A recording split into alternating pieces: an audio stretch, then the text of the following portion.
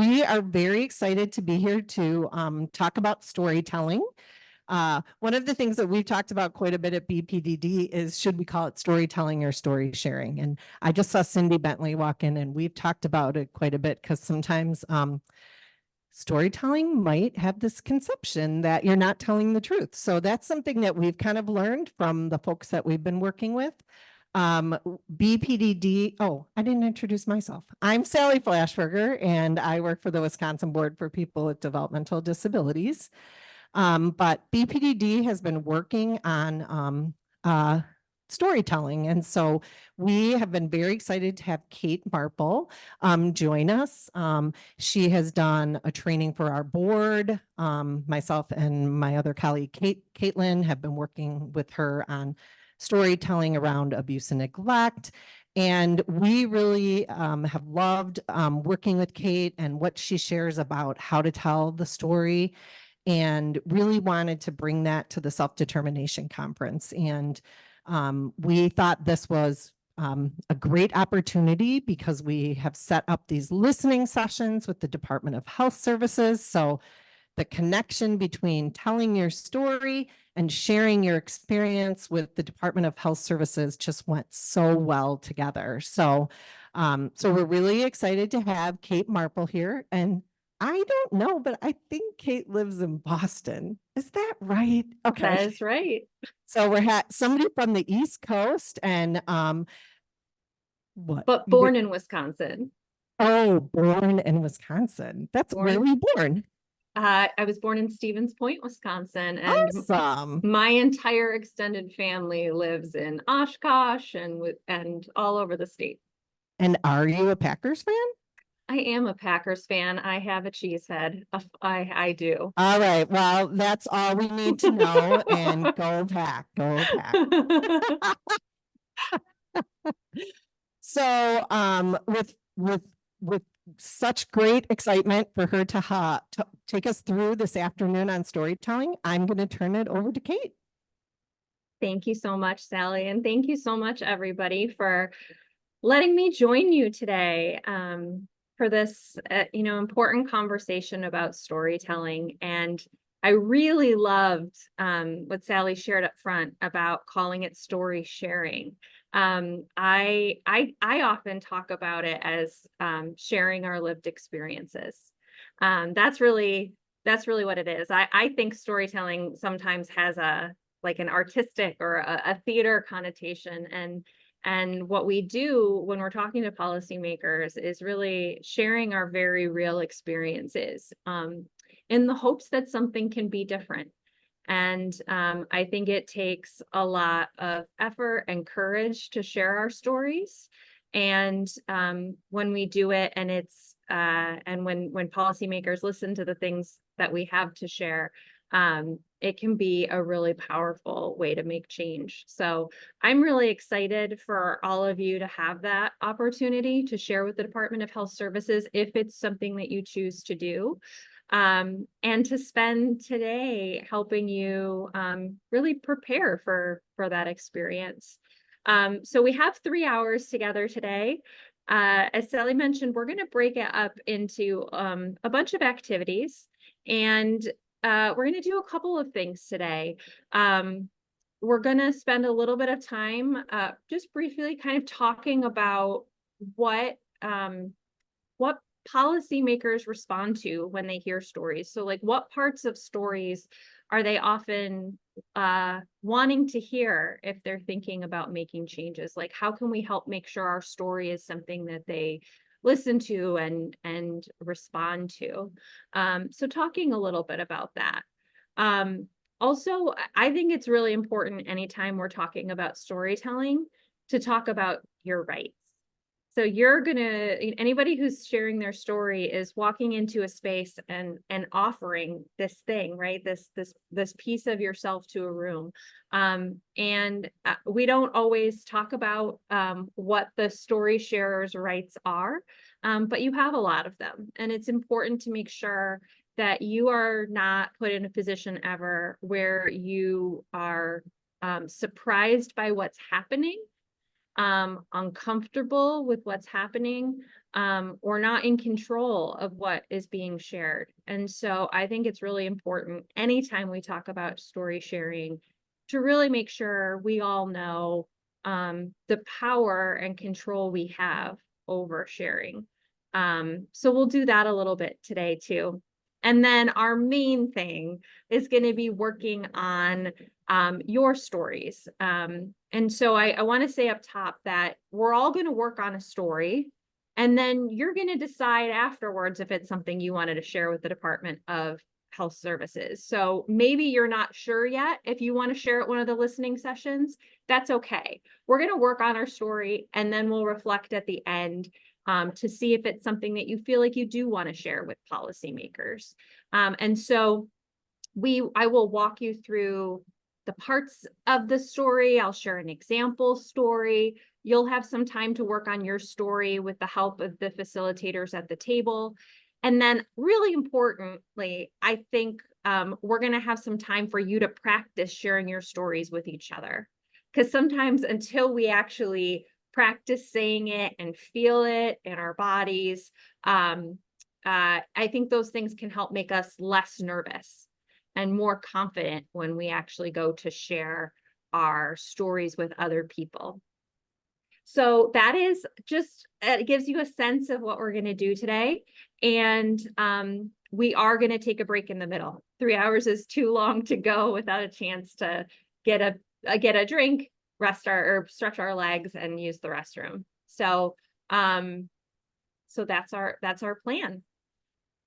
So I want to start by getting us just all thinking about this opportunity to share stories with the Department of Health Services.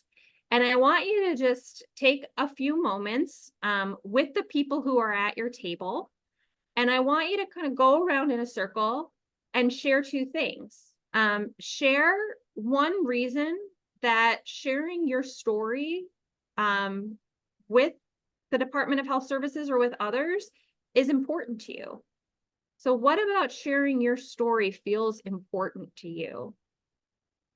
And then the other thing I want you to share with the people at your table is what's one thing that makes you a little nervous about sharing your story? What question do you have, or what just might not feel right about it? What's something that might make you a little nervous? So we'll take here about 7 or 8 minutes and have you go around and share with each other. And I'm here if the group has questions, but otherwise I'll just mute myself and let you have these conversations with each other. All right, that sounds great. I'm going to set a timer and then we'll all be back at 7 minutes.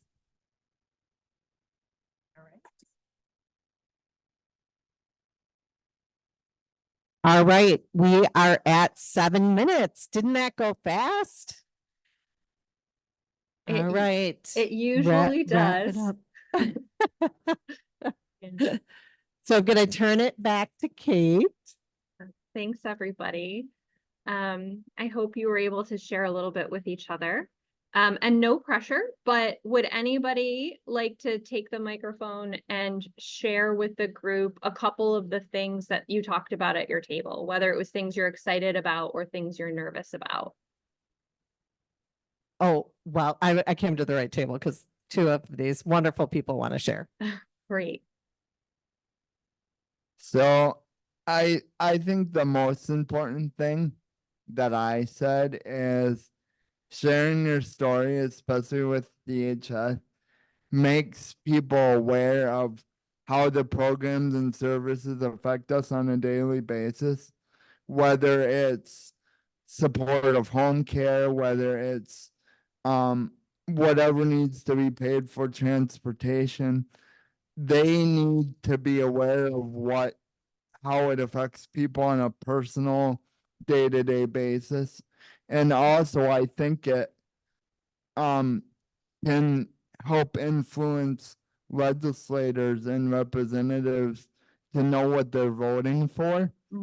Because I think a lot of times they don't know what they're voting for. And I would also say the biggest thing I learned from partners in policymaking is that your personal story is the biggest is the biggest tool you can have in your toolbox. Mm, that's great. Thank you so much. We have one.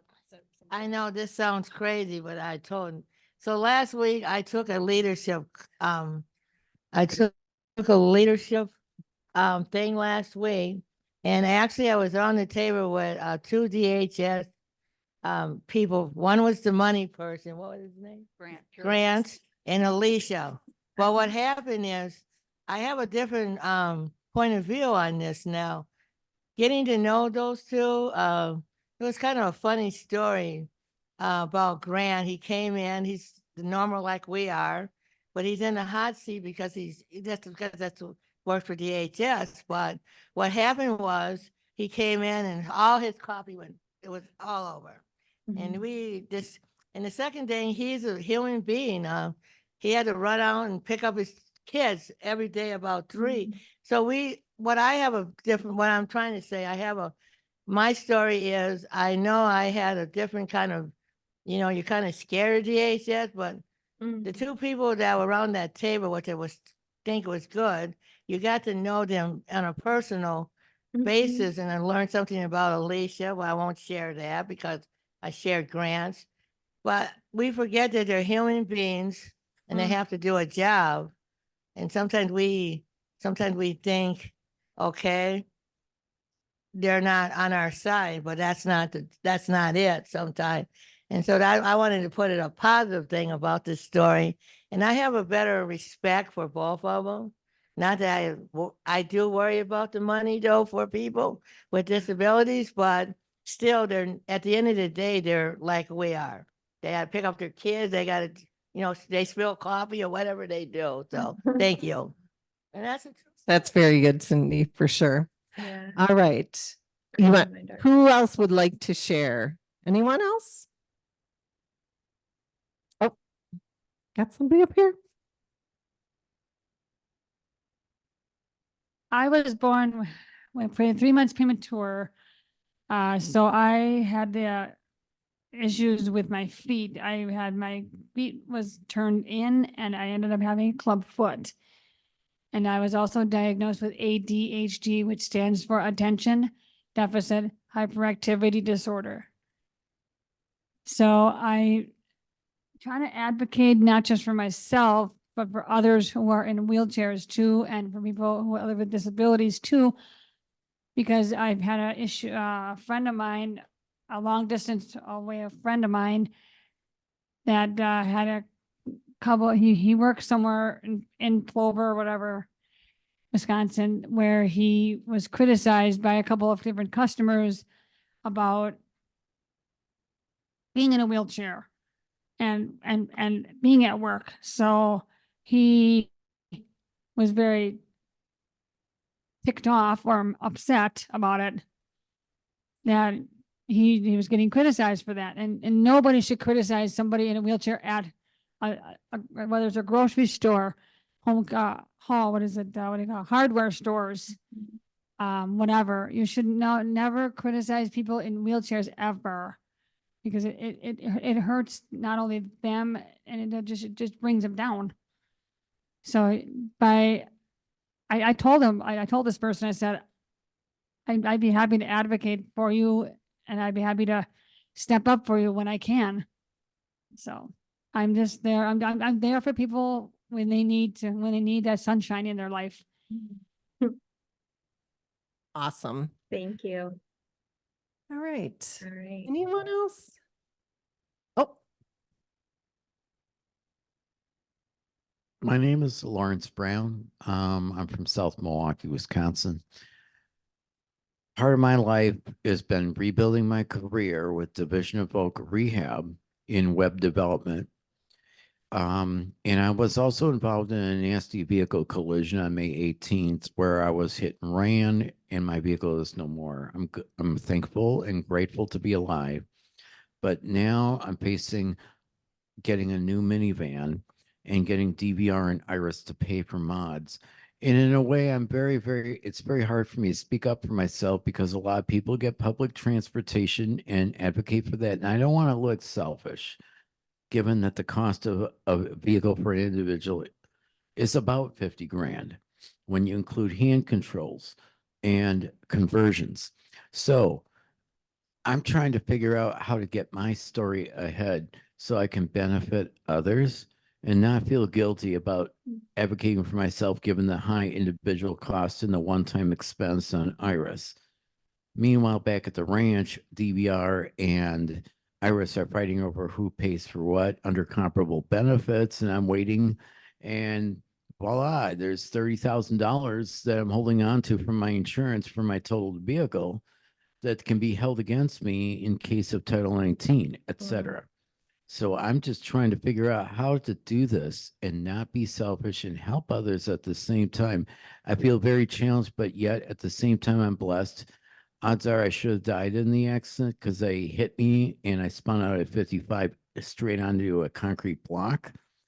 And me and Mark were in the van, and we survived, and we were carted to Freighter. No spinal cord injury. We're lucky to be alive. Now we're with what they call TransDev in Milwaukee County, and life is a lot different. And I'm taking very hard to the adjustment factor, but I'm thankful for God for it. So my story to DHS would be, how can we help these people? Because if you help them get an adaptive vehicle, what else might you be able to do? That person might be able to pick their friends up in wheelchairs, or maybe it frees up drivers with TransDev so they can give better service. So people like us that have driving talent can utilize it. I'm just searching my soul, seeing what to do. I know that it's not popularly supported in Iris. It's not very common, supposedly.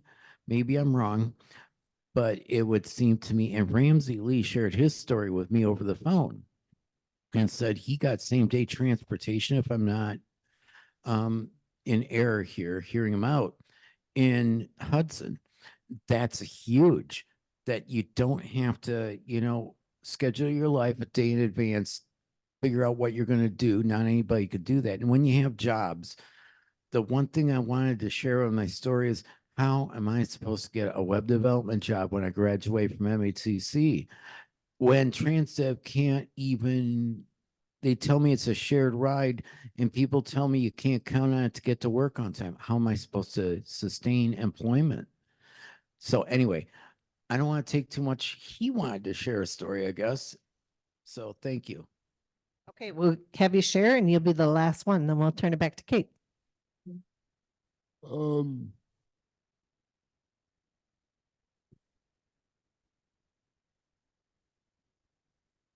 um, okay, now, um, um, um, um, um, um, I, to me, how do, how, uh, okay, now, when adapt, okay, I, I, I, do you know what they did?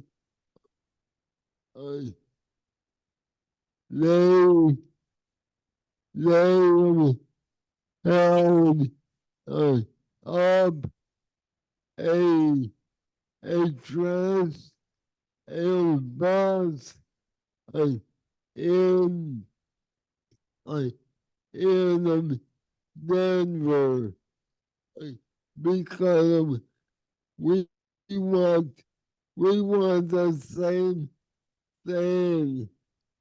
And also, uh, how do you know if you don't even fight for it? If you well, to me, you have to when if you got a dream, hang on to it. Because your dreams will fight for you. But you got to fight for it. You cannot sit back. I mean, you can, but you can build some about. You can build some, or you can do something about it. You know, and I rather not do the crap. But I rather just do it. So that's my yeah. I'm here.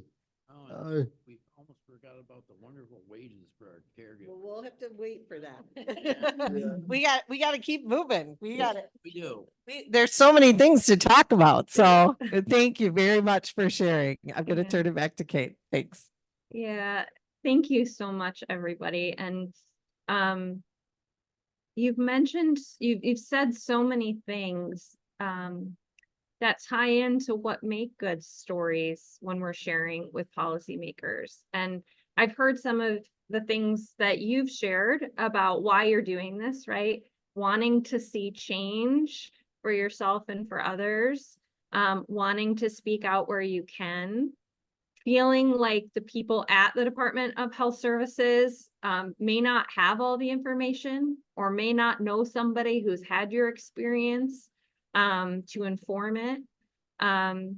I've heard you say that telling our stories and hearing other people's stories helps us see each other as people, just as people, and that making those connections can have really can go a long way in helping us to change things that need to be changed.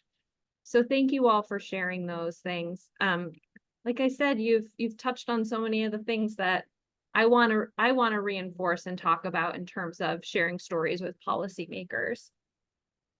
So one thing when we're sharing our story with policymakers that's really important is to talk about what's possible, right? And so this is, this can also be thought of as telling positive stories.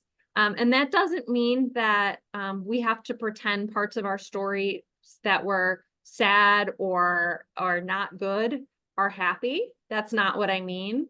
It just means that when we're talking about a problem, we want to show what's possible if the person does what we're asking them to do. If you're asking them to change a policy, what gets better when that policy changes? What changes for your life?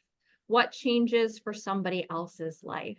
I heard a bunch of people when you were talking and sharing out from your groups talk about that, about we need them to understand how this would make my life better.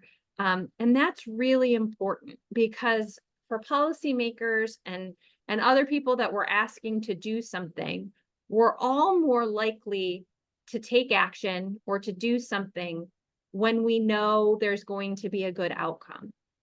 If we don't know what gets better, it can feel overwhelming or too hard to tackle a problem. So knowing what good can happen, knowing what's possible, is a really important thing for bringing around change. And so what that means, and we'll talk about this when we're having you work on your stories, but what that really means is that as you're sharing your story, it's important to talk about what gets better if the policymaker and the people at Department of Health Services does what you ask them to do. So that's one really important thing. Another is this idea of emotion when we're sharing story. So stories aren't just a series of facts. They aren't just, I woke up today, I got on the bus, I went to work, I was at work, I went home. It's not just a series of things that happened.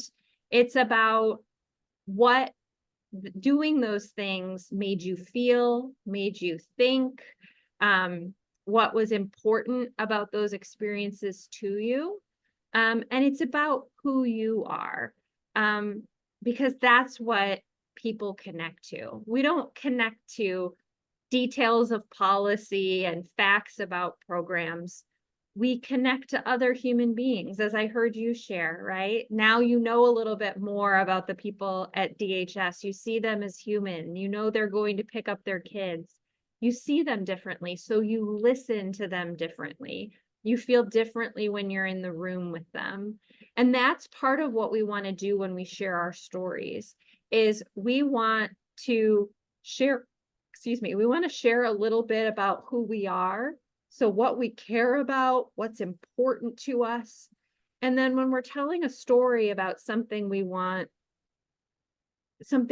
to change, we have to talk about how we feel about that or what it means to us. So this is the idea that we want to bring some emotion out, and some of our thoughts out in the story, and not just a series of things that happened. And this last one really ties into the first one, which is that human impact, right? A lot of times policies don't get changed because it's either something we don't understand what the impact of it, we don't understand how it works, we don't know anybody who uses the program, or how a detail of a program changes their ability to do something with their day. And so understanding what a policy or a program means for human life, for people, is excuse me, is way more important than the process and the details of a policy. So what that means when we're telling stories is that we want to only give enough details about the policy that they really absolutely need to know in order to understand what we're asking them to change. We don't need to describe every single detail of the policy. What we need to focus on is the human piece. So again, that's really about, how does the policy change my life, and how would my life get better if we made the change that I'm asking for? So we want to think about helping people to see what's possible, putting a little bit of ourselves, who we are in the story, our emotions, our thoughts, our feelings. And then we want to talk about policy in terms of human impact, and not in terms of just policy details. So when we go through an example later, and when we're building out your stories, these are pieces that you're going to see we're really going to want to focus on, because these are things that are really powerful when we're telling stories with policymakers and people at the Department of Health Services. Okay, so before we get to working on your policy stories, I want to just have us do an activity where we just practice storytelling or story sharing. And this really doesn't have anything to do with the stories that you're going to tell to the Department of Health Services. This is just about getting us practice telling stories and using those, our experiences to do some of the things we were just talking about. So in just a minute, I'm going to have you pair off with somebody nearby at your table. And I just want you to take turns and tell your partner about a moment when you laughed really hard. And so I want you to think about, when you're telling this story to your partner, I want you to think about helping them to be in the moment with you, helping them see and feel what you did. So where were you? Who were you with? What were you feeling? Why did it make you laugh so hard? And just kind of help your partner be in that moment with you when you're telling the story. Okay, and this is just a storytelling warm-up activity that I like to do before we dive into the hard work of working on our policy stories, okay? So we'll take just about 10 minutes. At the 5-minute mark, we'll announce a switch so that if your partner hasn't started, you should definitely switch. All right, so find a partner at your table. If we need, people need a partner, raise your hand. We'll try to make sure it gets all set up. I will be the timekeeper. Yeah, and if you need a partner, raise your hand and we'll get people matched up. All right, we're gonna wrap it up. We're gonna wrap it up.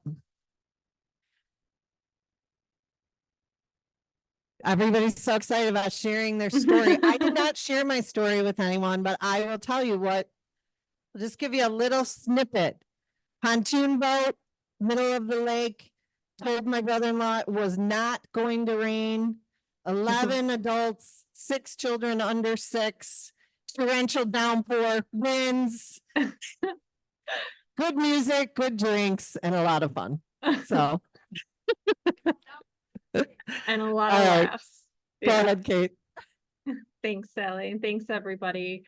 I hope you had some fun doing this activity. Like I said, I really like to do this before we work on policy stories, both because I think it's just good to talk about laughter. I think it's good to share fun and funny moments with each other. I think it's one of those things that helps us connect through laughter, but I also think that it helps us to we as humans are natural storytellers. We tell stories all day long about things that happen, and sometimes we can freeze up, or it can feel really hard when we then sit down and very like with purpose try to tell a story about a specific thing to a policymaker.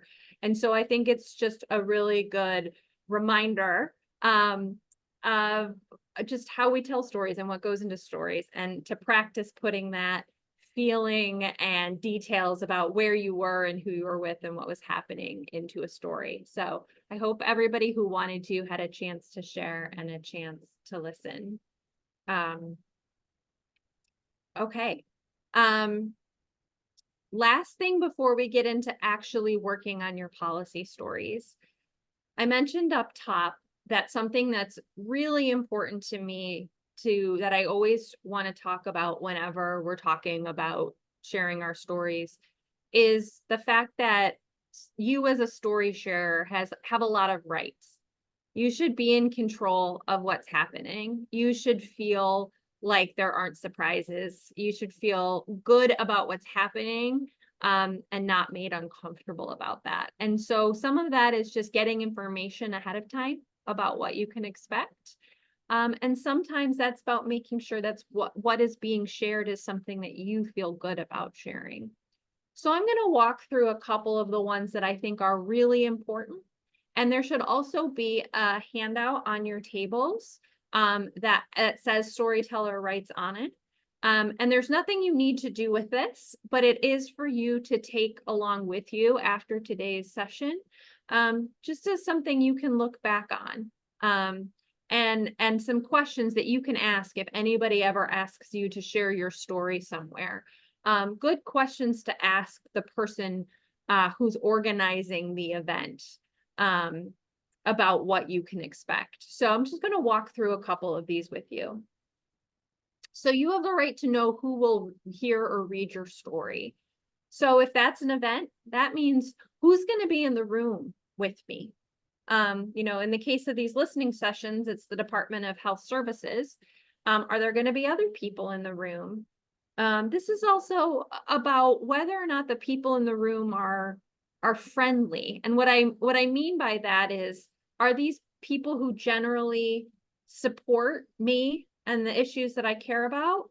Or is this a room full of people that are not likely to agree with me? And should I know that before I go in? So is the room going to be like support me, or is it going to be a tough room? the second thing is that you have a right to know why your story is being shared. So sometimes if you're being asked to share your story, it might be about policy change, but there might be other times when someone might ask you to share your story because they're helping to train staff in a new program, or they're trying to do outreach to help people learn about services that are available. But for whatever the reason is that someone is asking you to share your story, you have the right to know why that is, so that you can make a decision about whether that's something that you want to do that feels right for you. And so you can always ask the person who's asking you to share, why do you want this to share this story? Why my story, right? So why do you want to share my story and not somebody else's? The next one is that you have the right to be identified when you're sharing your story, however you choose. And that includes, if you want to share your name, you should be able to. And if you don't want to, you should be able to not share your name. Same with sharing your picture, is that that should be a choice about whether you want somebody to be able to see what you look like if the story is going online or somewhere else. Obviously, if you're speaking at live at an event, they're gonna know what you look like. And the fourth one is to ask, you have the right to ask for support while writing your story. This means that if you want or need help writing it down or working through what you want to say, you have the right to ask for support around that, for someone to help you with that. And that's part of how we're doing it today. Very much on purpose. We have facilitators at each table so that when you do start working on your story, if you have questions, if you want help, there's somebody there who can support you in that. Just a couple more. You have the right to choose what parts of your story you share and what parts you don't. So your story should always be about what you want to say, not what somebody else wants you to say. And so that means if you're speaking at an event like a listening session, that means that, you get to decide the final words that you share. But if your story is being shared in a different way, like let's say somebody asked you to share it online, you should get a chance to read whatever is going on a website or online before they put it up there, right? The final decision about what goes in a story should be yours as a story sharer always. And then these are the last ones. So I kind of already talked about number 6, which is that you should get a chance to review and edit your story before it's shared, right? You always get to say, this is okay, this is not okay. And then the last one is that it's always okay to say no when someone asks you to share your story, no matter who is asking you. Your story is personal. You have reasons at different times for wanting to share or not wanting to share, and those are always okay. So you should always feel like the decision to share is yours. I have a question from someone. Yeah. So what the newspaper, right? One Yeah. time I had to tell my story. Yeah. At the time it was Milwaukee Journal Sentinel, I think, or whatever. It's changed so many. But when they interviewed me in the living room, and they did not put, in my words, they went all the way around this story. And I called them up and I said, I didn't say this. So I told them, I don't think you should publish it unless you put in what I wanted you to put in. And so they changed it, and I was happy because it wasn't my words. It was the reporter, whoever at the time. And I says, okay, this is my life story. This is a real story if you ever read my book. And so I don't want it, and it's just like what they put in there was not true. Because my story is it's a true life story that happened to me. Yeah. Yeah, I think that is definitely, I mean, those are types of places where you might see your story not shared exactly how you intended. Yeah. I think that's exactly right. I think the media, the newspaper or TV media, is one of the places we don't always have the ability to edit. But I love the story you shared because you called them up and told them what your problem was with the story, and it has a happy ending because they actually made the change. People like yourself don't always ask, and you should if they get something wrong. And newspapers don't always make the change, which they also should. But I'm really glad that you did that, and I'm really glad that it had that happy outcome, happy ending. She can't hear you. We can hear you, but she can't. I learned it from, coming to these self-determination conference, talking to, Tammy on Yeah. things. And Yeah. I have to use the people that help me because I don't want my story just to be something in a newspaper that is not true.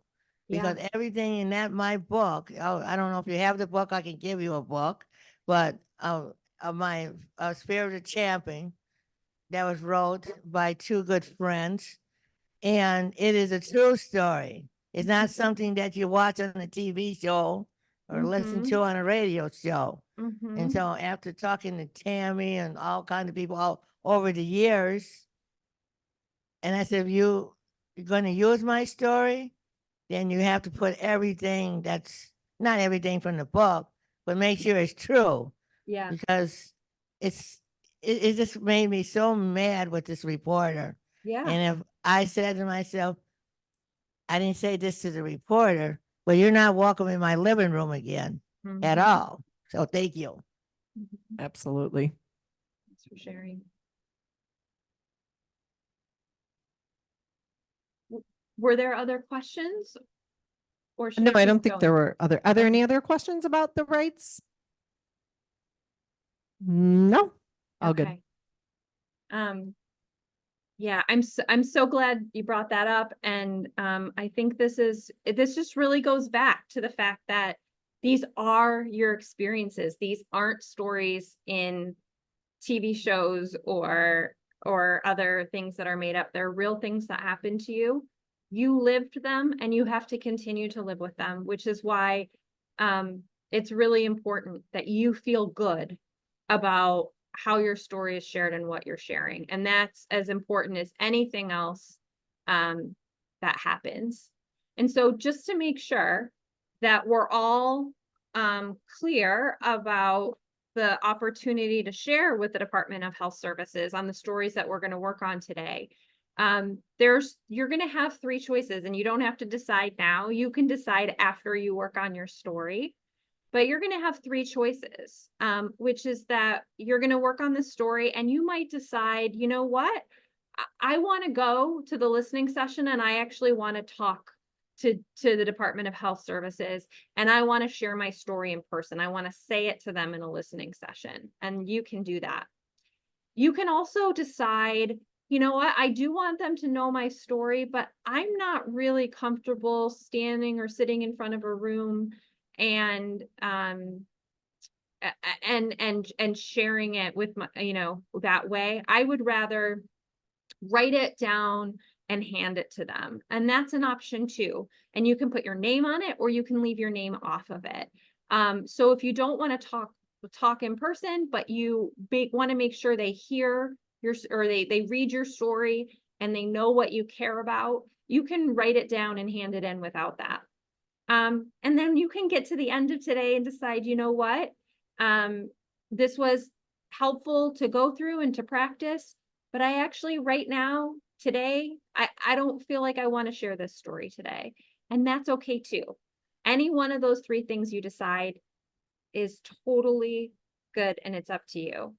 I do want to make sure you know what might happen if you speak at a listening session.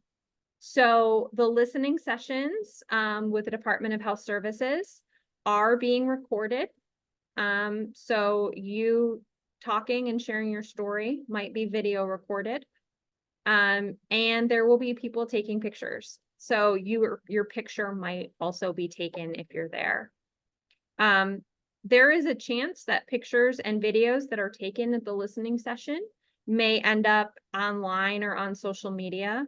I think the goal is to ask anybody whose video or picture gets posted online to ask permission first. But I always tell people that even when that's the goal, sometimes there are mistakes, sometimes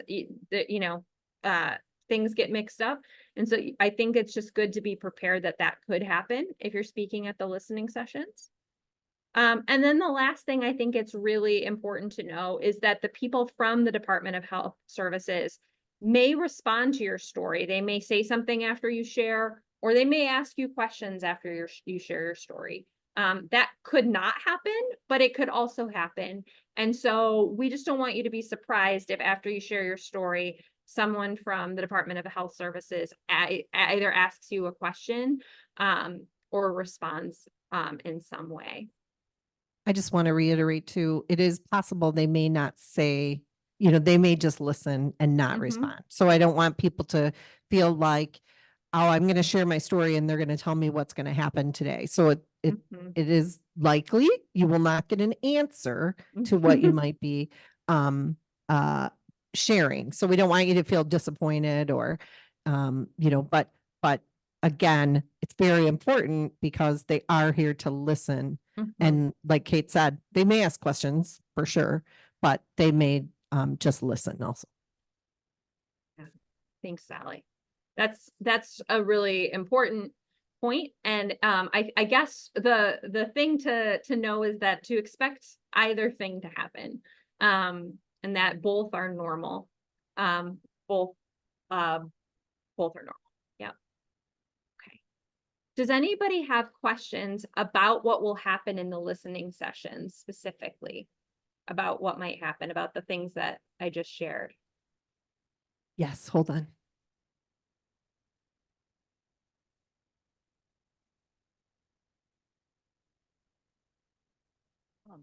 Sally, would you explain that there's 4 different listening sessions, like how it's set up? Yes. So if you look in your in your program, you'll see that there are breakout sessions, and I think they are identified as DHS. I think it says listening session.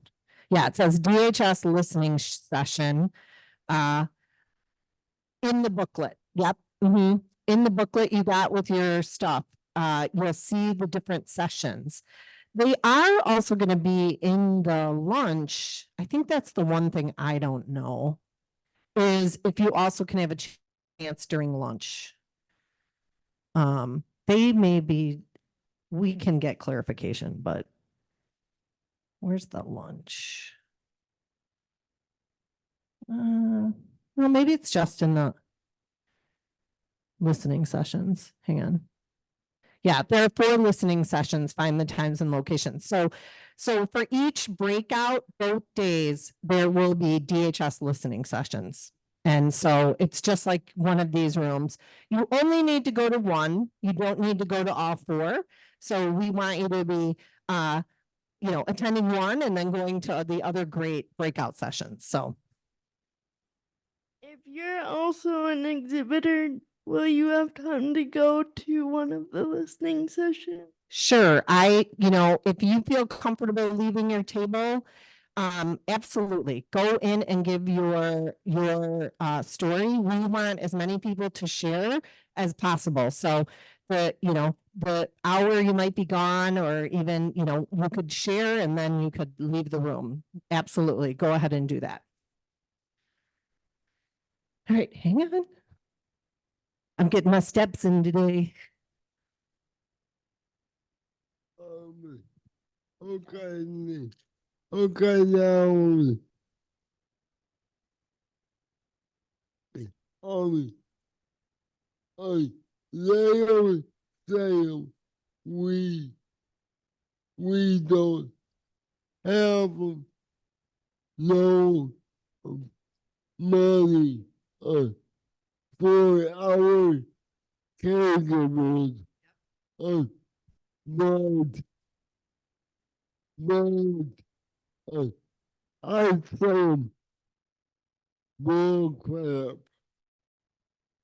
Okay, because if we got money for the damn military, then we can like pay our caregivers more money for for for their for uh, for them hard work, and also school with EV stuff. So EVV is our system that caregivers put in the time that they are working with someone, and it has been a problematic system. I think that's what we're gonna, Mark, that's what we're gonna go through. We're gonna walk through how to tell them your story. So if caregiving is, what's important to you, that's what you're gonna craft today. You're gonna write that story and how you can share it with them. Any other questions on the listening sessions? I'm kind of in the middle now, so I can't really see everybody. All right, so we're going to go through writing the story, but you're going to look in your program. You're going to look for one of those sessions. There'll be one in the morning, one in the afternoon, both days. So tomorrow, Tuesday, and Wednesday.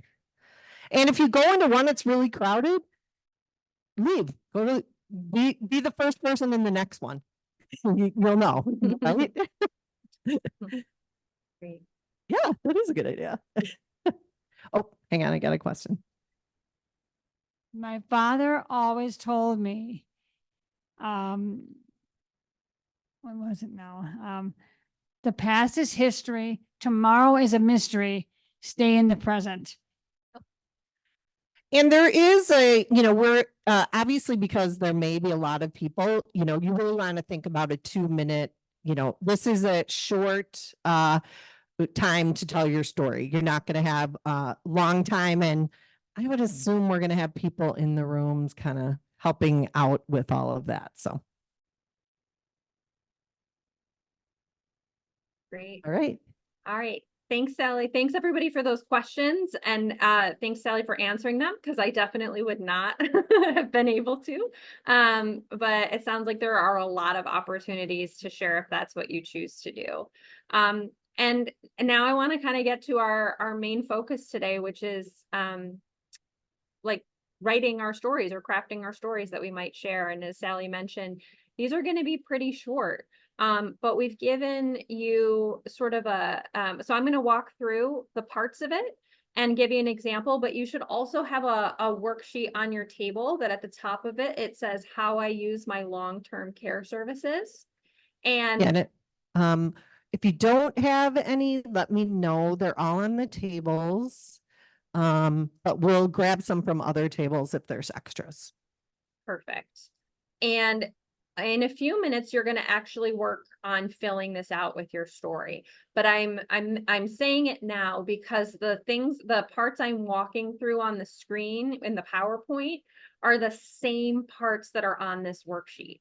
So you're going to see me talk about why they're important and then give you an example that follows these parts.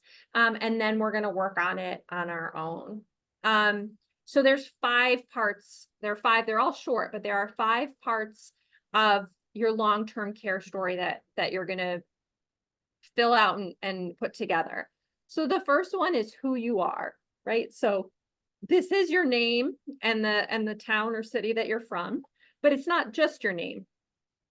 Remember earlier we talked about one of the things that's really important to help people care about your story is to care about you and to know you a little bit.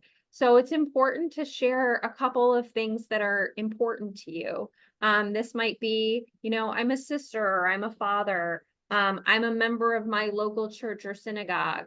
It might be that you work with animals and you love animals. Just something that really helps the people at the Department of Health Services know a little bit about you, the person, and not just the program that you're here to talk about.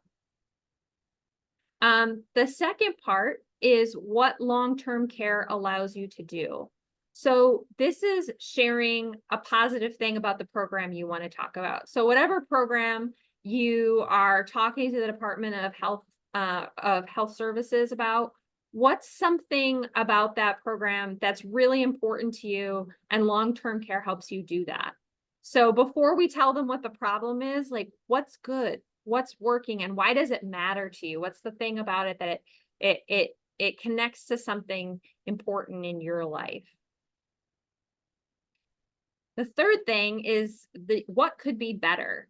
This is your advocacy goal. This is the thing you want to change. So what do you want the Department of Health Services to do? What change do you want them to make? And why is it important in your life? So why is that change important to you? The next part, this is what we talked about right up front, talking about what's possible. So in this part, it's what gets better if they make the change. So if after listening to you, the Department of Health Services goes away and says, Jim was right, we need to do that thing, then what gets better in your life? How would you feel? What's the sort of big goal or the dream that it would help you get? And why is that important to you? So this is about the human impact. This is about why it's personal to you. This is about what's possible if we go to and we change things.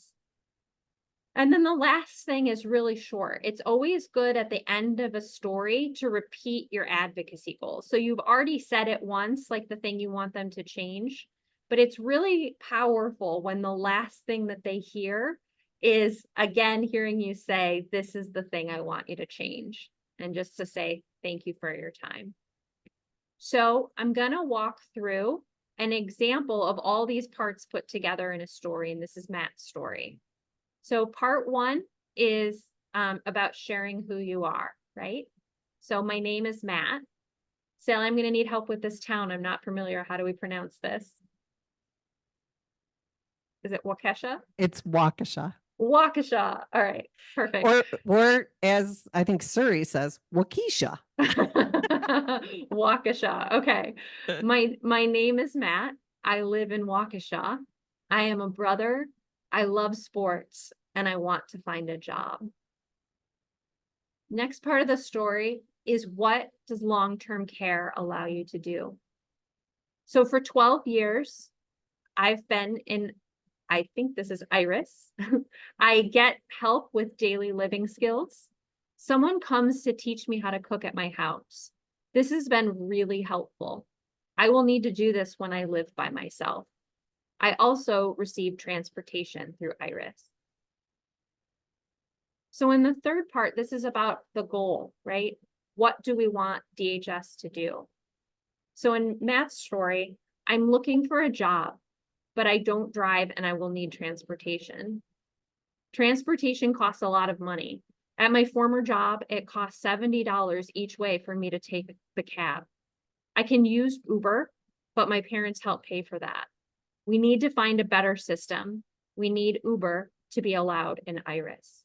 So you'll see here, there's a very specific thing that he's asking DHS to do to allow Uber to be part of Iris, but also talking about why that's important to his own goal, right? Transportation is really important to this goal of getting a job. This fourth part we talked about is what changes if DHS gives you what you're asking for, right? So if DHS puts Uber into Iris, then this is how Matt continues. If I can use transportation like Uber, then that didn't cost a lot. I could get a job anywhere without worrying about how much it costs. This is important to me because I want to live on my own like my friends and siblings. Having a place of my own would mean I'm finally independent and can do what I want when I want. I've been working hard on the skills I need to live on my own, but I need a job first.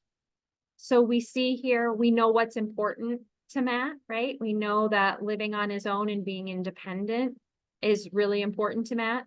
Can't do that without a job.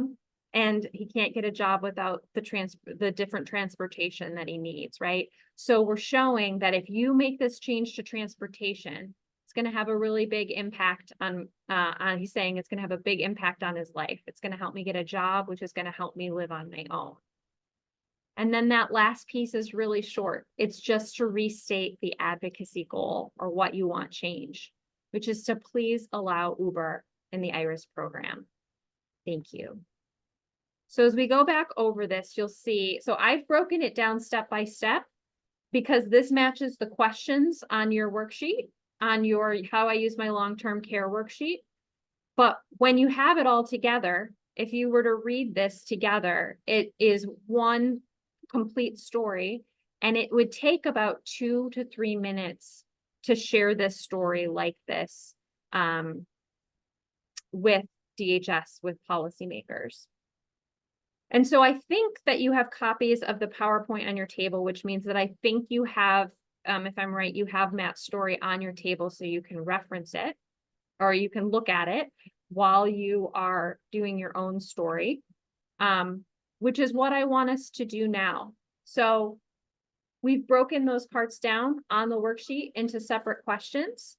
And I want you to take those worksheets and I want you, yeah, I think that people want a break.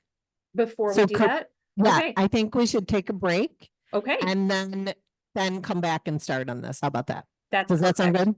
Yeah, Yeah. I think that the room is getting a little lancy. understandable. Okay. All right. How long do we want to go? 10 minutes? Is 10 minutes good for everybody? 10, 15? Do we need 15? Okay, 15 minutes. Okay. So we're at 2:20. So come back to the room at 2:34. Get back here 1 minute early. All right. And you gotta come back because this is the most important part, to write your story. All right. All right. I'm going to turn my screen off for the break, but I'll be right here and I'll be back. Sounds good.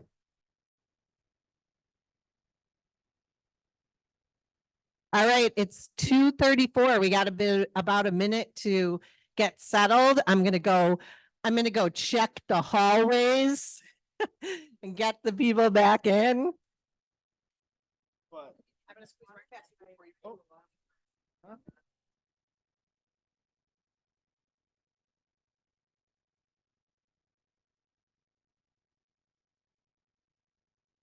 All right, I don't see anybody lurking in the hallway, but so thank you everybody for coming back. We're gonna now get started on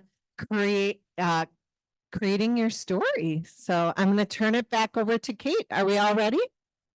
I feel like I was never a teacher, but I always wanted to be, and I don't want to be, but I want to command a room like that where they do that, like clap, clap once if you hear me, clap twice, whatever.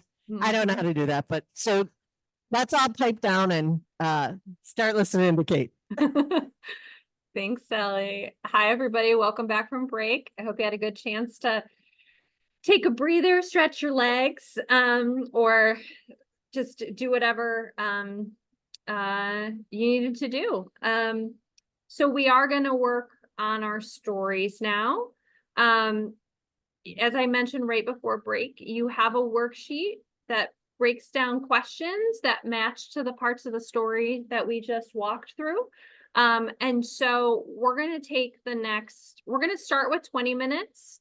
And then check in at 20 minutes. And if we feel like we need a little bit more time, we can go for another 10, but we're going to start with 20 minutes, to work on this and see how that feels. And during this time, just kind of work through that worksheet, answer the questions on the page. There are facilitators at each table or walking around the room or moving around the room who can help you if you have questions. and I will be right here.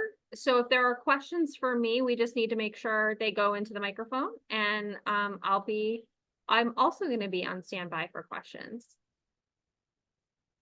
That's great. I'm going to set a timer. If you don't have a sheet, let me know, or if you don't have a PowerPoint, let me know, because we'll move her. I'll see you. I think there's extra ones on tables. So just raise your hand if you don't have the storytelling sheet and if you need the PowerPoint.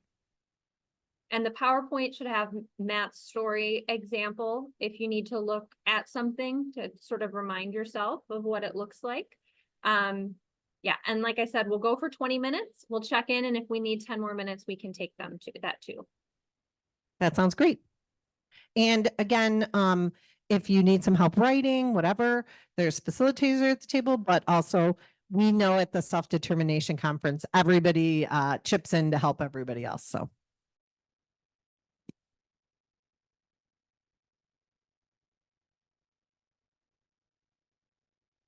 I wanted to add one comment because this was a question. So these are written kind of as if you might be a person with a disability, but as a family member or somebody working for a provider, you just need to kind of think about similarly, I mean, it's a similar situation as a family member. Maybe it is your story and what's impacting your life because your son or daughter or your family member can't get the services. Maybe you're just going to talk about the services that they receive. If you're a provider, maybe you're seeing, issues with rates for caregivers or for direct support professionals. So you kind of have to make it your own when we're kind of working through this. I don't know if you have any thoughts on that, Kate.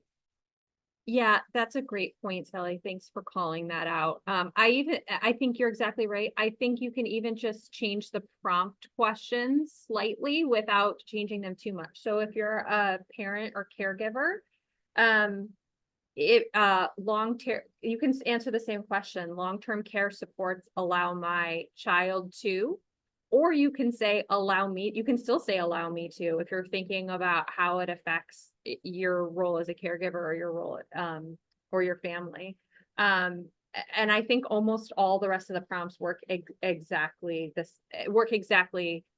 same if you're a caregiver. I don't actually think you need to change them all that much. But yes, you can do it from the perspective of you as the caregiver or speaking on behalf of the family member you're talking about. I think if you're a service provider, there's two ways to look at the prompts. I think you can look at it like long-term care supports allow my patients to fill in the blank, right? So you can kind of talk broadly. Not patients, the people I serve. That's okay. Sorry, people I serve. Thank you. My long-term care supports allow the people I serve to, and then fill in the blank, and kind of write it that way. Or if you want to think about how it affects your ability to do your job, or your work as a professional, then I think you just tweak it slightly. And you can also say, you can keep the same phrasing. Long-term care supports allow me to fill in the blank around the people I serve, right? So I don't think there's a lot of changing that needs to happen. I think it's just about thinking about your experience in the questions. Right. Get back at it.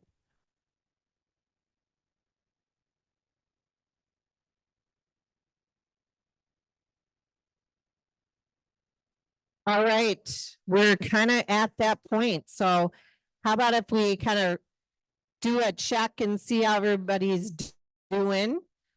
See if we think we need more time or you guys feel good about your stories. How about raise your hands if you've, all right, I'm gonna have to use whatever my teacher is. I had a boss who, she was an attorney. She had like a little gavel and, she would bring it to a meeting and she would pound at the table. It was effective and funny. So raise your hands if you're done with your story and ready to move on to the next, thing. All right. Raise your hands if you're not done and you need 5-10 more minutes. All right, it looks like everybody's done. So I'm going to turn it back to Kate. She'll take us to the next steps. All right. Thanks, everybody.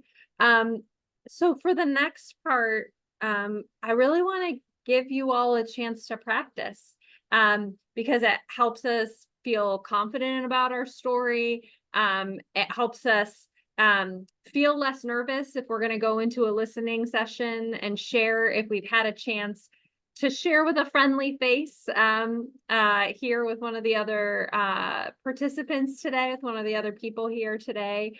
And also just so you can see how it feels to share it and see if there are parts that you want to add or change or take out as you go. So we're going to have you find a partner and take turns sharing what you wrote. And after you share, you can, if something was unclear in the other person's story, you can ask a question. So if something didn't make sense, you can ask a question, and that might help them change something in their story or make it more clear. And you can also share what you think your partner did really well when sharing their story, or a part that really helped you understand or stood out to you. So you can give each other a little bit of feedback in that way. So you're going to find a partner. You're going to take turns sharing the story that you wrote. And then you can ask questions if you have them.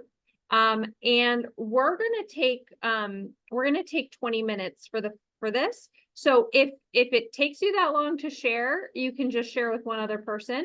I suspect you'll go a little faster than that, in which case you can move around and find another partner and share with a couple of different people during this time.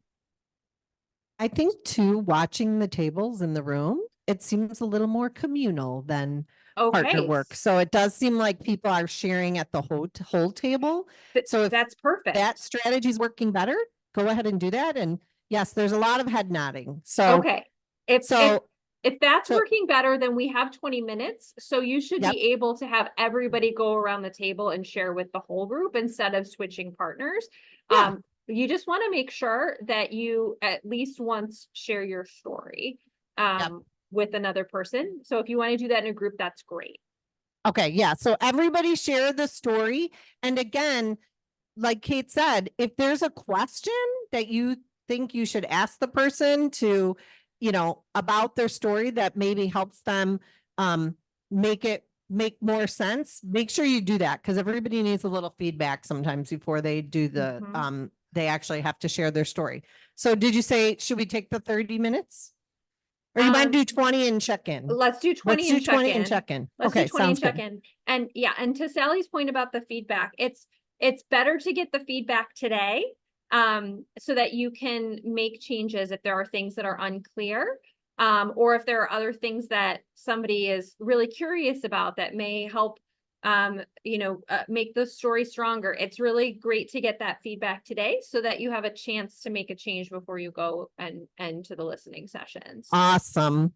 Okay. I'll set the timer. All right. We are just at 20 minutes. Can I see, has everyone had a chance to share your story? If you haven't, let me know. Oh, it looks like everyone has, and some feedback. Everybody got a little bit of feedback. I heard some clapping at one table. I really liked that. They were clapping for the as they went around. So seems like everybody's done. So way to go. I'll turn it back to you, Kate. Great. Thanks, everybody. I'm so glad you had a chance to share your story at least once. And it sounds like you probably had the chance to hear several other stories and offer feedback, which is wonderful. I want to open it up to the room and give you a chance to share a little bit about what it was like to first write your story and then share with others. Were there how did it feel to share? And did anybody get any feedback that they thought was really helpful that they want to share with the group that they think everybody might benefit from hearing? So does anybody want to share what it felt like to share, or any good feedback that you got that's helpful as you think about sharing with the Department of Health Services? Hi, my name is Amber Hammond. I actually live in Brookfield, Wisconsin. I have to say that it was a little nerve-wracking at first, trying to remember why it is that I'm here, why it is that I decided that I wanted to be a part of the storytelling group and everything. And but then once I sat at my table with my lovely friends here, I felt more comfortable and was able to kind of hammer out the reasons for why I needed to tell my story. And everybody had such positive feedback as to, maybe some words to change around and what that I could maybe, leave out and put in and stuff. So it was just very helpful and very encouraging.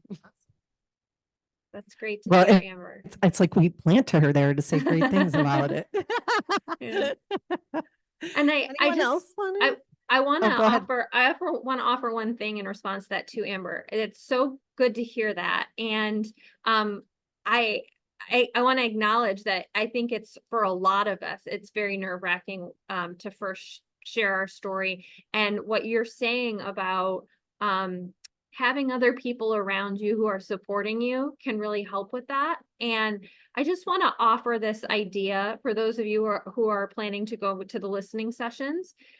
If it makes you feel more comfortable, go with a friend. So somebody else who wants to share, make sure you go to the same listening session and sit near each other when you're there.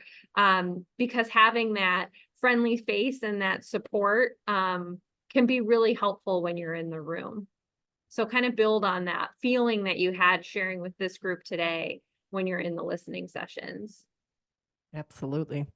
Anyone else want to share their experience of sharing their story?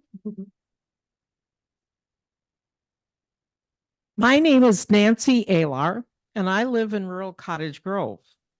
I am the mom of a 47-year-old guy who is gloriously autistic. 3 things I'd like you to know about me. I have been a volunteer in the autism community for over 30 years. My son has lived in his own apartment for 20 years. And because of my son's autism, I love hairless dogs. My son has been in IRIS, the long-term care program, for 8 years. We live in Dane County, so IRIS didn't start there until about 8 years ago. The long-term care supports he gets from IRIS have allowed him to have a small business with the support of the Artworking nonprofit in Madison.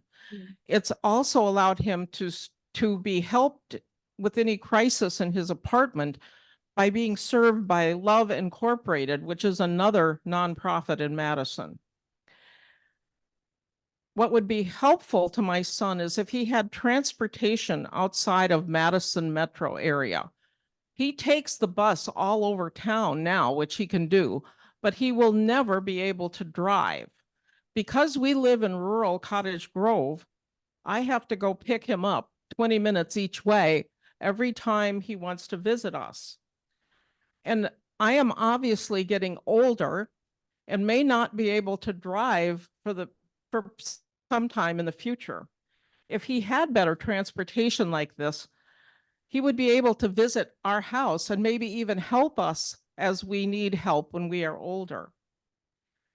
And it would allow him to go to his beloved dog shows that are outside of town. So I would really like it if you would allow Uber and/or Lyft to be funded by the IRIS program. Thank you for listening to me. That was excellent. Such a great story. And I think that was so good because you're a parent, but you infused information about your son, yourself. That was perfect. It was really good. That was really wonderful, Nancy. Thank you so much for sharing. And you actually went ahead and answered the next thing I was gonna ask folks, which was not only did you want to share on the experience, but if anybody wanted to share their story with the full room, this would be a great time to do it, just like Nancy just did. All right, I got somebody else. Hello. Oh, wow. Okay. My name is Emma Mankus. My voice sounds so weird. Oh. It's good practice though, because you'll be on a mic when you do it. Okay. I live in Rylander, Wisconsin. I'm 17 years old, almost 18. I'm in high school and a senior. I go at Nicolay College for 3 classes to start getting ready for college for culinary, and I'm getting ready for that culinary job. I am a person with a disability, level 1 cerebral palsy. I had 3 brain surgeries for my seizures to get out the dead tissue. One thing that is making me proud right now is last summer I went to the World Championships in Thailand for the USA Paradragons Dragon Boat crew. If you don't know what that is, it's like a Viking ship. One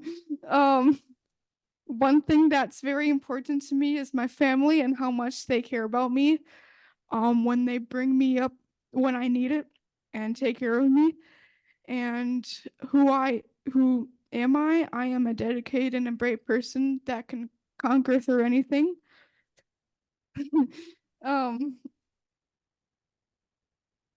And talking about Medicare. Medicaid, sorry. Medicaid.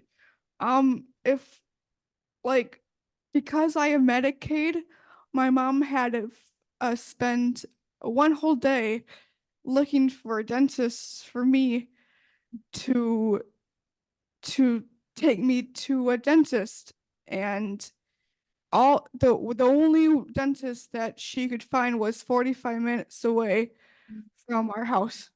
And I don't know what to do for the Medicaid, but I would say please help make things better. That's, I don't know. Medicaid's weird in that way. Yeah. Yeah. Thank you. That was great. Thank you for sharing. Any other takers? All right, oh, the hands are coming up.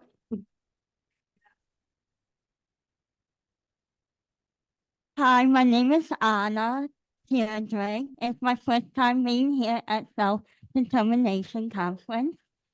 I live in West Bend, and I am with a learning disability called fetal alcoholic syndrome. My mother was having drinking problem, so I have a learning disability. And 3 things you get to know about me is I was actually born in Russia, and that's why I got English is my second language. So if you notice if my accent comes up, yes. And number 2, I work at child daycare. That's where I work. And I also used to I used to be a delegate back in 2019 of Youth Leadership Forum, stands for YLF. And I've been a counselor about 3 years as YLF. Wow, I gotta turn the page. I have been in Irish program about 9 months, and it helped me with my long-term disability is living in my own apartment. and beauty independence, and also to helping me transportation. Hopefully in the future I able to get transportation out of West Bend to give me more freedoms and careers. And part of my program is I said why I left youth leadership forum. It has helped me throughout going to self conference that I able to learn and duty independence and long-term care. Everything goes well with coming here. That helped me with finance budget. The transportation to make it look to be better is the voucher of budget. Every year with my Irish company pay a little bit more since I'm not able to make my own money as much because I have to work part-time. To have my own vehicle since I can make my own decision in the future reference. And one of my biggest goals is just self-advocate and advocating for my story and self-determination. That's why I'm here to share my story. Woohoo! For a newbie to SD conference, you are spot on, lady. Way to go. Great. Oh, while up. Yes. I'm just so happy I'm so happy. And then me and Anna share the same kind of condition. And so I can we relate to each other. We learned this at Wild App. Thanks to Brent, Brent introduced me, and then we were both in the same group. And so this is just so wonderful. And then I said, have you ever been to self-determination? I told her she had to sign up for this. Absolutely. Cindy, we know you're the best commercial for self-determination. All right. All right. I'm gonna let Larry, I think we'll go with Larry and then maybe wrap up this part. Okay. Good. Okay, my name is Larry.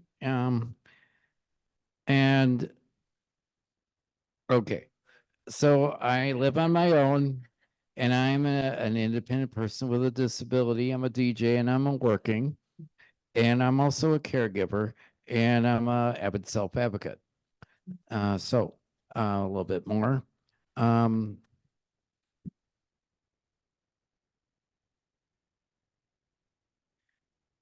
Okay, I live on my in my own home, and I what's working out for Iris with me. I've been in Iris for 15 years. They have supportive home care, which is better than carded services, so that's working. Transportation could be better. They offer what do you call that? The kind with the van services around town. I forget what non-medical transportation. I could, but I could use better transportation than what we have available in Milwaukee. I have driving talent, and also, we have a better communication with my Iris consultant would be better. And if I had better transportation and better caregiver reimbursement rates, I could probably get a better candidate list and come and go more as I please and live the life. I am thankful for what we do have, but it still would allow me to have better caregivers, and transportation would really fill my life. That's perfect. We're definitely seeing a theme of transportation. Mark, I think we're going to move on because we got one more little bit of stuff where you have to do. All right. All right. Yes. Yeah, yes. And if you Wait, feel hang like on one second. Hang on one second, Kate. Somebody's asking me a question. You can't hear. Oh, that's a good question. So Rochelle is asking, how many people had transportation as their top issue? Or as their issue? That's significant. How about caregiving? Yep, that That's one. How about employment? Anybody else, something you didn't hear maybe? Sounds like caregiving and transportation are our two.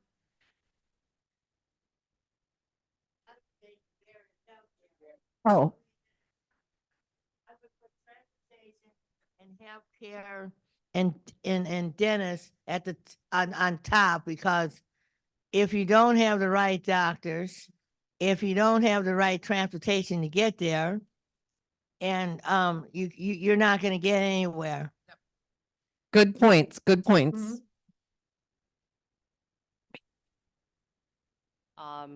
Counties.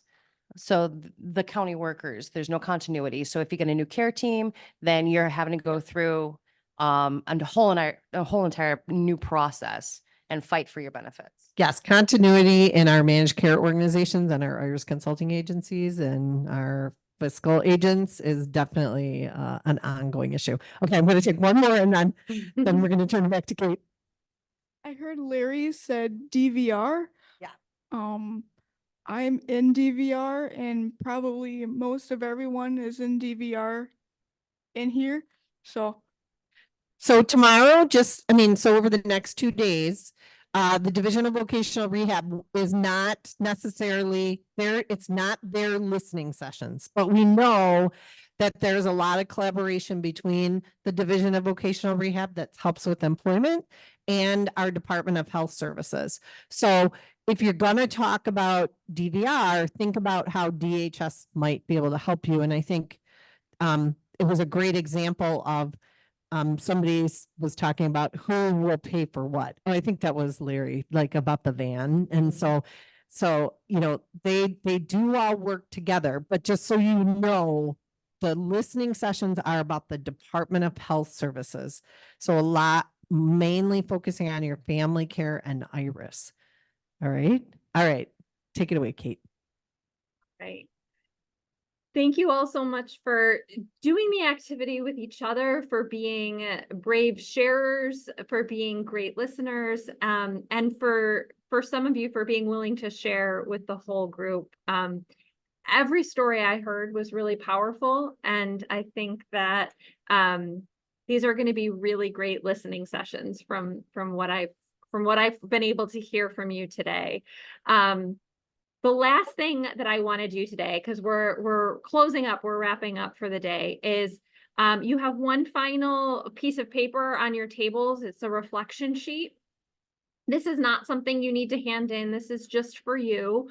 But it kind of goes back to some of those questions that we brought up at the beginning of the session around storyteller rights. Now that you've had a chance to write down your story and share it with another person or several people, I always think it's good to just take a few minutes to yourself to think about how you're feeling after you shared. If you have any questions that you still want an answer to about the listening sessions, and to just think about where you're feeling right now in terms of whether you want to share or not. So I think the last question on the reflection sheet is about whether you want to go to a listening session, whether you want to hand your written story in to the Department of Health Services, or whether you're thinking, you know what, after today, I don't think I'm ready to share yet. So we're going to give you a few minutes to answer those questions. But before I forget, one other thing I just wanted to mention is that some of you may feel like you had enough practice, right? That you felt you got to share it a couple times and you feel really ready to go to the listening sessions. And some of you might feel like you need a little more practice or want a little more practice. And so I really encourage you that if you feel like you'd like a little more practice, to find a friend at the conference, this evening, tomorrow, before the listening sessions, and just practice one-on-one with each other. It's always good to just keep saying things out loud. So I think we're going to take, let me look at my clock here. I think we're going to take about 10 minutes to fill out the reflection sheet. And if you want, you can share with the people at your table at the end of that, whether you think you're going to participate in a listening session or not. All right, sounds good. I'll set the timer for 10 minutes. All All right. Well, right. the good thing about the Hold, hold with us. We're almost done. We're almost done. The good thing about the reflection worksheet is that if you feel like you need more time to work on it or sit with it, you can always do it on your own. It's not something you have to do in the room right now. It's just to help you think about if you feel ready to share your story with the Department of Health Services and how you want to do that. So that's really our last activity for today. I did want to leave some time if there were any final questions. If there are, now is a great time to ask them. All right, I see a hand up. All right. I wanted to thank you for doing this because one of the things I learned here was exactly what the breakout sessions with DHS sharing were actually about. Otherwise, I didn't really understand how important they were and how helpful preparation would be. So I'm definitely going to be speaking, but I want to emphasize how important that is. There's a whole lot of people at this conference who weren't here and may not understand this importance. That's a good point, and we'll let Phil know that because maybe we'll do a little 411 at one of our meals or something. I'm sure Phil's going to do that, and I think it does give you some instructions in the program if you haven't looked at your program. Any other questions?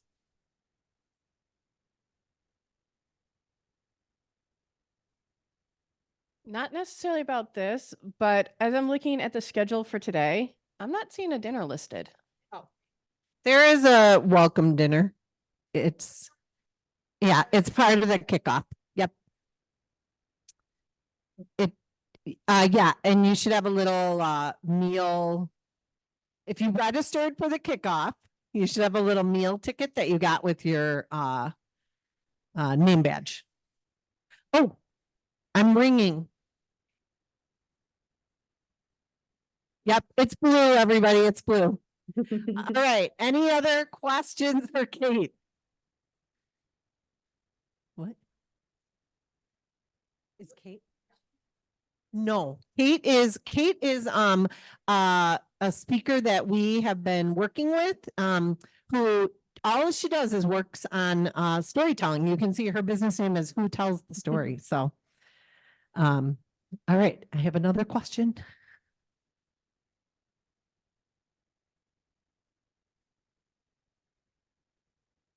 This might be a long answer, but I just wondered, like, what got you into telling, doing the storytelling, and how did you learn to perfect it?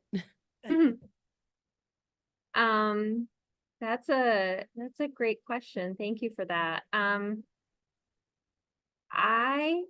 come to storytelling from a lot of different places in my life. So just loving story so much when I was younger, right? Like I loved books and plays and going to the theater. And so I think what is important about that for the work that I do now is that I just really like getting to know somebody else's world. And I think when I was younger, that was imaginary worlds. And I think as I've gotten older, it's really about, I like getting to know other real people's real worlds. When from a work perspective, I worked for a couple years as a paralegal and was working in legal aid offices and then was working in healthcare spaces. But always what was really interesting to me was how things affected people's lives, how programs affected people's lives, how policy affected people's lives. And I just started gravitating more and more towards sharing stories. And so part of it is just that I do it a lot, right? So I tell my own stories a lot. I share my own personal experiences a lot in different settings. And I work with other people to share their stories a lot. So I think a lot of it in terms of how, I don't think I've perfected it, but I think in terms of how I got better at it,